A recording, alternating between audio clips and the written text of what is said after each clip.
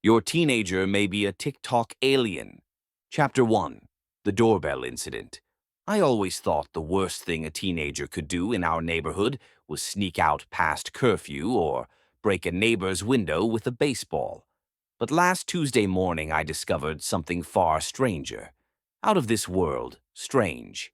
I was sipping my coffee, staring out the front window, when I saw my son, my own flesh and blood, leaning toward the Holloway's porch. At first, I thought he was whispering to their Ring doorbell, maybe plotting some prank. But then his tongue darted out, long and deliberate, and he began licking the doorbell camera like it was a popsicle. "Jason!" I shrieked, slamming my mug down so hard it cracked. "What on earth are you doing?" Mrs. Holloway, who was pruning her roses, dropped her shears. Is he licking my doorbell?" she gasped, clutching her straw hat as if she'd just witnessed a crime. Jason turned slowly, his eyes wide and unblinking, a faint shimmer in them that made my stomach twist. "It tastes like surveillance," he said calmly, as though that explained everything. I marched across the lawn, mortified. "You cannot lick other people's property. That's not normal human behavior." He tilted his head, almost reptilian. "Normal is nothing. Licking doorbell cams is trending." By then, the neighbors had gathered, Mr. Preston with his newspaper, the Johnson twins filming on their phones, and old Mrs. Kravitz muttering about the end times. The cul-de-sac buzzed with whispers. "Is this one of those TikTok things?" Mr. Preston asked. "No," Mrs. Holloway snapped. "This is one of those loony bin things." I wanted to sink into the earth. My son, the boy I raised, was standing there with saliva dripping from his chin, looking more alien than adolescent. And for the first time, I wondered if the hospital had made a mistake 16 years ago. My baby was switched at birth. Maybe he wasn't mine. Maybe he wasn't anyone's. Chapter 2. The Refrigerator Ritual. I came home from Costco expecting the usual chaos. Chips half-eaten, soda cans left open on the counter. Instead, I found my son in front of the refrigerator, filming himself with his phone. The fridge was a disaster. Every item had been pulled out and rearranged into what looked like a bizarre art installation designed by a madman. The milk cartons were stacked into a precarious tower, the eggs balanced in a zigzag line across the counter, and the ketchup and mustard bottles had been lined up like soldiers on parade. "Jason," I cried, "what are you doing?" He didn't even flinch. He just kept recording, narrating like some kind of influencer. "Okay, guys, fridge-scaping check. Rate my vibe." I blinked. "Your vibe? You've destroyed dinner." He grinned, holding up a jar of pickles. "This is content, Mom. People love weird fridge setups. It's trending." Trending. That word made my stomach twist. He wasn't cooking, wasn't cleaning. He was performing insane stunts. For strangers. On the internet. Then he did something even stranger. He opened the freezer, pulled out a bag of frozen peas, and poured them into a mixing bowl. "Watch this," he said, pressing his face into the peas until his cheeks turned red. "Cold endurance challenge." I gasped. "You're going to give yourself frostbite." He laughed, shaking the peas back into the bag. "Relax. Everyone's doing it." Everyone's doing it. That phrase echoed in my head like a warning. Everyone's licking doorbells, eating laundry pods, stacking milk crates, and now reorganizing refrigerators for nuthouse creds. I stared at the fridge, at the geometric chaos of condiments and dairy, and a thought crept in, uninvited. This isn't human behavior. This is a ritual. This is alien. But when I said it out loud, my husband just shrugged. At least he's not out vandalizing the school bathrooms like the other kids or putting his head in toilets. I wanted to scream. Was I the only one who saw it? The signs were everywhere. My son wasn't just a teenager. He was something else. Something not of this earth. Chapter 3. The Lawn Sacrifice. Saturday morning, I woke to the sound of shovels scraping dirt. At first, I thought my son was finally helping with yard work, but when I looked outside, I nearly dropped my coffee. He was digging holes across the lawn, perfectly spaced, like crop circles in miniature. Into each hole, he dropped something strange: a mannequin's arm, a broken toaster, even a pair of pink sneakers. "Jason!" I shouted from the porch. "What are you doing?" He wiped sweat from his forehead, grinning. "It's a TikTok challenge, Mom. Burying random stuff in the yard. People love it." I blinked. "People love a garbage graveyard?" He shrugged, filming himself with his phone. "It's called lawn sacrifices. You bury weird things, then dig them up later for the reveal. It's like a reverse treasure hunt. It's content." By then, the neighbors had started to notice. Mrs. Kravitz leaned over her fence, horrified. "Is he planting shoes?" she whispered. Mr. Preston shook his head. "My nephew did something like this. Buried a PlayStation controller and the steering wheel off an old Rambler. Got 1 million views." I wanted to scream. My son wasn't planting flowers or vegetables, he was planting junk. And then came the pièce de résistance. He pulled out a box of glow sticks, cracked them open, and dropped them into the holes. The lawn glowed faintly, eerie and unnatural. "Jason," I cried, "this looks like some kind of bizarre ceremony." He laughed. "Relax, Mom. It's just for the algorithm. The algorithm loves stuff that glows in the dark." But as I stared at the glowing holes dotting our yard, I couldn't shake the thought. This isn't normal human behavior. This is alien agriculture. The cul-de-sac buzzed with whispers. Is this a prank? Is he summoning something? Should we call the HOA? I clutched my coffee tighter. Maybe the other parents saw a silly trend. But I saw signs that my son wasn't just a teenager. He was preparing the lawn for something, and someone not of this earth was watching. Chapter 4. The School Revelation. By Monday, the phone rang. It was the school, the kind of call that makes your stomach drop before you even pick up. "Mrs. Collins," the principal began, voice tight, "we need to talk to you about Jason." I braced myself. What did he do now? She sighed. "He hasn't turned in a single math assignment. Instead, his notebooks are filled with drawings." "Drawings?" I asked, hopeful. Maybe he was doodling superheroes or sketching cars, normal teenage stuff. But no. She lowered her voice. "Star maps, constellations, strange symbols. And yesterday he filmed himself in class stacking textbooks into a giant tower and chanting about a balanced education. The video is already on TikTok." My heart sank. "He's performing again." "Yes, and it's disruptive. His classmates are unsettled. One girl said he tried to trade her lunch for an old leather catcher's mitt, claiming it was social contact currency. Another reported he was licking the fire alarm. I nearly dropped the phone. Licking fire alarms? Trading baseball gloves like alien artifacts? This wasn't homework avoidance. This was otherworldly. When I arrived at school, his teacher showed me the notebook, pages of spirals, arrows, and coordinates. "He says these are maps to places we can't see," she whispered. I stared at the paper, at the shifting lines that seemed to move when I blinked. My knees wobbled. "This isn't algebra," I muttered. "This is transmission." The teacher frowned. "Transmission?" I forced a laugh. "Oh, you know teenagers. Always. Experimenting." But inside, I was screaming. As I walked through the halls, I overheard whispers. "Did you see his video? He's so weird. Maybe he's not even human." The words echoed in my head. Not even human. And for the first time, I realized it wasn't just me. The other kids saw it too. My son wasn't blending in. He was standing out, like a beacon, like a signal.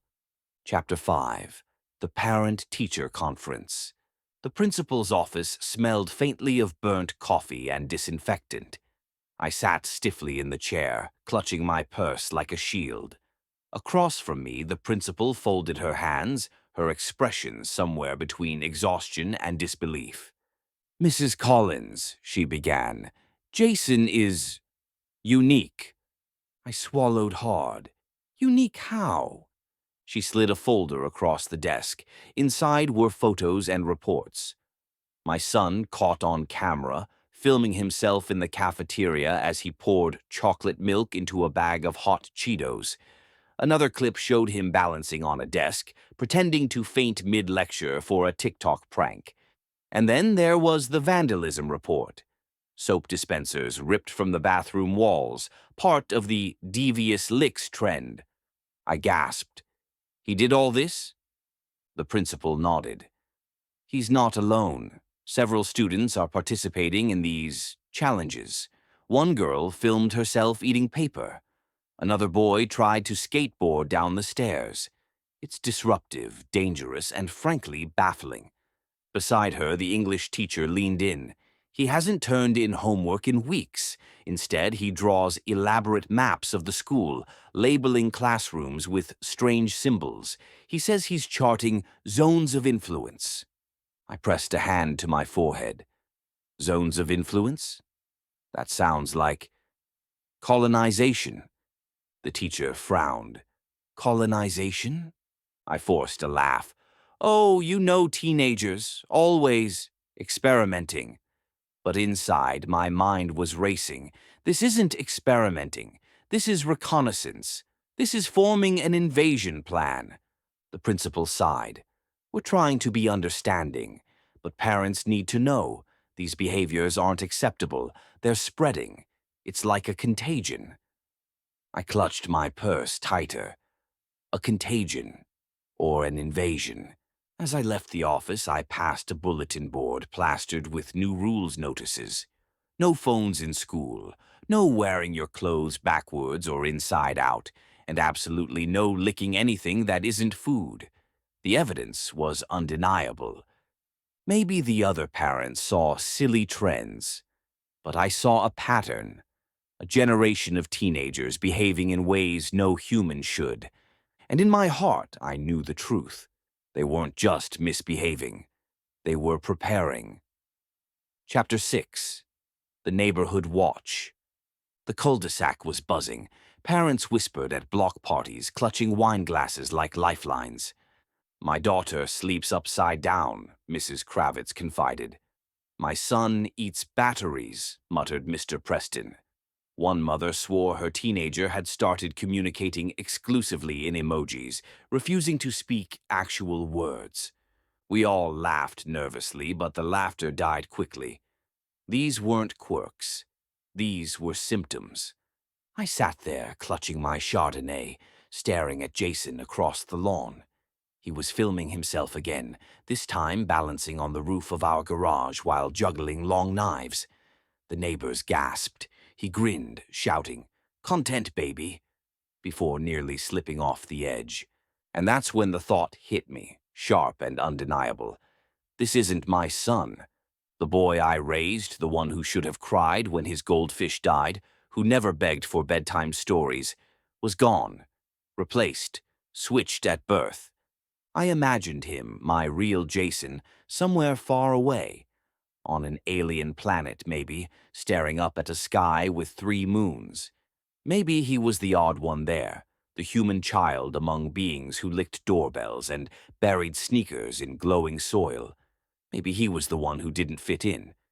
The imposter in my house wasn't Jason. He was something else. A stand-in. A cosmic exchange. I whispered this theory at the block party, and to my surprise, heads nodded. "My kid can't stop eating flowers," one father said. "Maybe mine was switched too." "My daughter insists she can hear Wi-Fi signals," another mother added. "She says they sing to her." We formed a neighborhood watch, but not for burglars. We were watching our own children, comparing notes, whispering theories. And in the quiet moments when I stared at Jason's glowing eyes reflected in his phone screen, I felt a pang of grief. Somewhere, my real son was out there, lost among aliens, maybe scared, maybe thriving. But here, in this cul-de-sac, I was raising an alien stranger. Chapter 7. The Midnight Transmission. It was past midnight when I heard the hum. At first, I thought it was the air conditioner rattling, but then I realized it was coming from the attic. I crept up the stairs, heart pounding, and cracked the door open. There was Jason, surrounded by glowing devices, his phone, the old tablet, even the toaster plugged in and blinking. Every screen pulsed in rhythm, casting eerie shadows across the insulation. He was live streaming. His voice was low, deliberate, almost ceremonial. "Okay, guys, midnight transmission. Drop your coordinates in the chat." On his phone screen, comments flew by. Bros summoning aliens LOL. Do the static chant again. Drop the fridge ritual vid. I gasped. He wasn't just filming himself. He was orchestrating an audience, a digital congregation. "Jason," I whispered, "what are you doing?" He turned, eyes glowing faintly in the blue light. "It's content, Mom. Midnight transmissions are trending. You hook up random electronics, make them pulse, and people think it's paranormal. It gets a ton of views." I stared at the toaster, humming in sync with the tablet. "This isn't natural. This is communication." He laughed. "Relax, it's just for clout." But then he leaned closer to the microphone, whispering words that weren't words, static, clicks, guttural syllables. The chat exploded. "OMG, he's speaking alien." "Bros possessed." "Keep going, this is fire." My knees buckled. "He's not possessed. He's transmitting." I imagined my real Jason, the one switched at birth, sitting on some alien planet, staring at a sky with 3 moons. Maybe he was watching this very live stream, hearing the static chant across galaxies. Maybe this imposter in my attic was sending him a message. The devices pulsed faster, the toaster glowing like a beacon. My son, or whoever he was, smiled. "They're almost here," he whispered. I slammed the attic door shut, trembling. The suburban dream was gone. My house wasn't a home anymore. It was a broadcast station. And my teenager wasn't mine. Chapter 8. Acceptance or Abduction.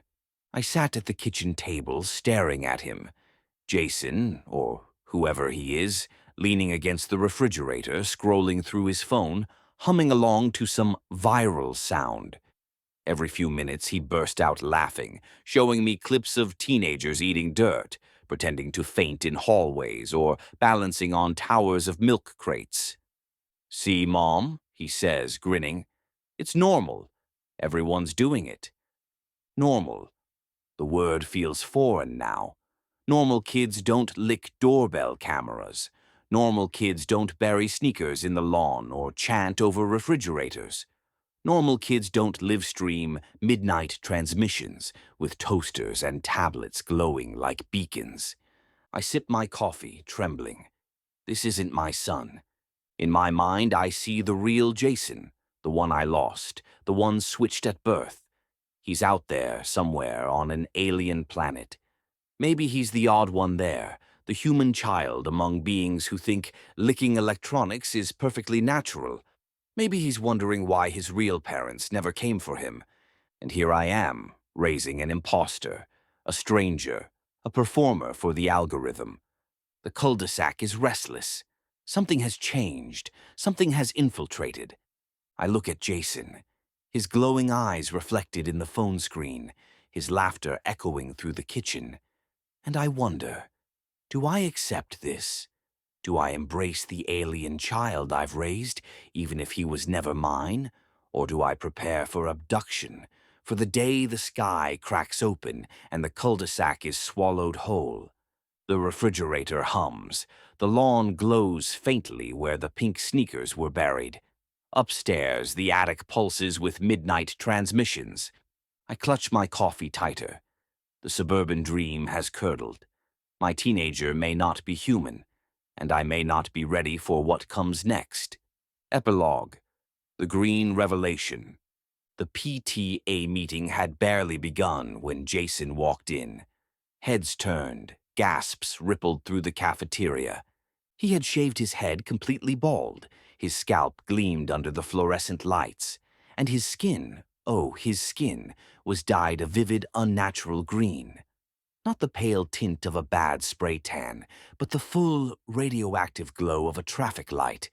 "Jason," I cried, leaping from my folding chair, "what have you done?" He grinned, unfazed by the stares. "It's a challenge, Mom. The alien glow-up. Everyone's doing it. You shave your head, dye yourself green, and post the reveal. The reactions are the money shot. It's trending." The room erupted in whispers. "Is this cosplay? Is he possessed? My daughter painted herself silver last week. I thought it was just for art class." Jason strutted to the front, phone in hand, live-streaming the entire spectacle. "Say hi to the viewers, Mom," he said, pointing the camera at me. I froze, staring at the glowing figure that used to be my son. Or maybe never was. Maybe this was the imposter, the alien child I'd raised all along. And maybe, just maybe, my real Jason was out there on another planet. The PTA president cleared her throat, trying to regain control. "Parents," she said, voice trembling, "we must face the truth. Our children are not normal." I clutched my coffee tighter, heart pounding. Acceptance or abduction? That was the choice. Jason winked at me, his green skin glowing brighter under the cafeteria lights. "Don't worry, Mom," he said softly, almost tenderly. "They'll understand soon." And as the cul-de-sac buzzed with panic, I realized the suburban dream was gone forever. We weren't raising teenagers anymore. We were raising emissaries. The end. Please like, comment, and subscribe. Thank you.